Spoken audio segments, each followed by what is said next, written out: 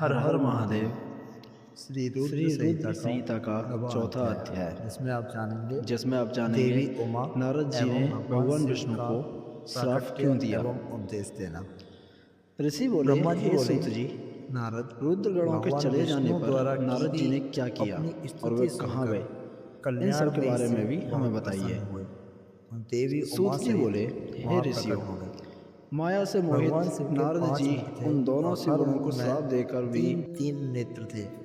मस्तक में चंद्रमा, सिर पर जटा तथा संपूर्ण अंगों में विभूति लगा रखी थी। 10 भुजा वाले, गले में नीलकंठ, आभूषणों से विभूषित, माथे पर भस्म का त्रिपुंड लगाए थे।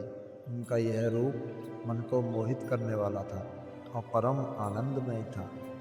महादेव जी के साथ भगवती उमा ने भी हमें दर्शन दिए। उनको देखकर मैंने और विष्णु जी ने पुनः उनकी स्तुति करनी शुरू कर दी। तब पापों का नाश करने वाले तथा अपने भक्तों पर सदा कृपा दृष्टि रखने वाले महेश्वर ने मुझे और भगवान विष्णु को श्वास से वेद का उपदेश दिया। तत्पश्चात उन्होंने हमें गुप्त ज्ञान प्रदान किया।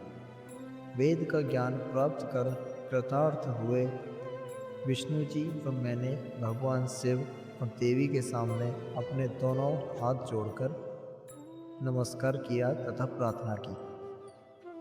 विष्णु जी ने पूछा, हे देव, आप किस प्रकार प्रसन्न होते हैं तथा किस प्रकार आपकी पूजा और ध्यान करना चाहिए? कृपा कर हमें इसके बारे में बताएं तथा सदुपदेश देकर धन्य करें। ब्रह्मा जी कहते हैं, नारद, इस प्रकार श्री हरि की यह बात सुनकर अत्यंत प्रसन्न हुए कृपा निधान शिव ने प्रीतिपूर्वक यह बात की। श्री शिव बोले, मैं तुम दोनों की भक्ति से बहुत प्रसन्न हूँ। मेरे इसी रूप का पूजन व चिंतन करना चाहिए। तुम दोनों महाबली हो। मेरे दाएं बाएं अंगों से तुम प्रकट हुए हो। लोकपिता ब्रह्मा मेरे दाहिने पार्श्व से और पालनहार विष्णु मेरे बाएं पार्श्व से प्रकट हुए हो। मैं तुम पर भली भांति प्रसन्न हूँ और तुम्हें मनोवांछित फल देता हूँ। तुम दोनों की भक्ति सुदृढ़ हो।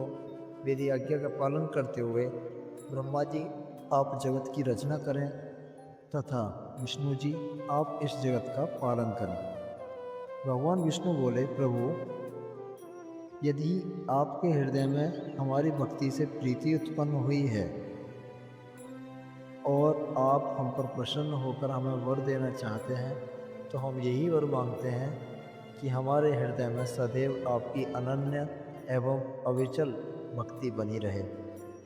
ब्रह्मा जी बोले, नारद, विष्णु जी की यह बात सुनकर भगवान शंकर प्रसन्न हुए, तो हमने दोनों हाथ जोड़कर उन्हें प्रणाम किया। शिव जी कहते हैं, मैं सृष्टि, पालन और संहार का करता हूँ। मेरा स्वरूप सगुण और निर्गुण है। मैं ही सच्चिदानंद निर्विकार परब्रह्म और परमात्मा हूँ। सृष्टि की रचना, रक्षा और प्रलय रूप गुणों के कारण ही मैं ब्रह्मा, विष्णु और रुद्र नाम धारण कर तीनों रूपों में विभक्त हुआ हूँ। मैं भक्त वत्सल हूँ और भक्तों की प्रार्थना को सदैव पूरी करता हूँ। मेरे इसी अंश से रुद्र की उत्पत्ति होगी। पूजा की विधि विधान की दृष्टि से हम में कोई अंतर नहीं होगा। विष्णु, ब्रह्मा और रुद्र तीनों एक रूप होंगे। इनमें भेद नहीं है। इनमें जो भेद मानेगा वह घोर नरक को भोगेगा। मेरा शिवरूप सनातन है तथा सभी का मूलभूत रूप है। यह सत्य ज्ञान एवं अनंत ब्रह्म है। ऐसा जानकर मेरे यथार्थ स्वरूप का दर्शन करना चाहिए। मैं स्वयं ब्रह्मा जी की प्रगति से प्रसन्न होऊंगा। ब्रह्मा जी, आप सृष्टि का निर्माता बनो। श्री हरि विष्णु इसका पालन करें तथा मेरे अंश से प्रकट होने वाले रुद्र प्रलय करने वाले हैं। उमा नाम से विख्यात परमेश्वरी प्रकृति देवी हैं।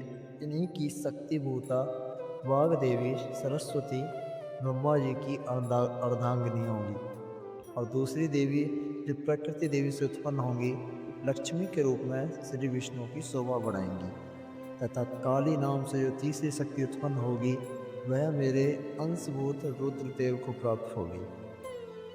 कार्य सिद्धि के लिए वे ज्योति रूप में प्रकट होंगी। उनका कार्य सृष्टि, पालन और संहार का संपादन है। मैं ही सृष्टि, पालन, संहार करने वाले रज आदि 3 गुणों वाले ब्रह्मा, विष्णु और रुद्र नाम से प्रसिद्ध हो तीनों रूपों में प्रकट होता हूँ। तीनों लोकों का पालन करने वाले श्री हरि अपने भीतर तमोगुण और बाहर सत्वगुण धारण करते हैं।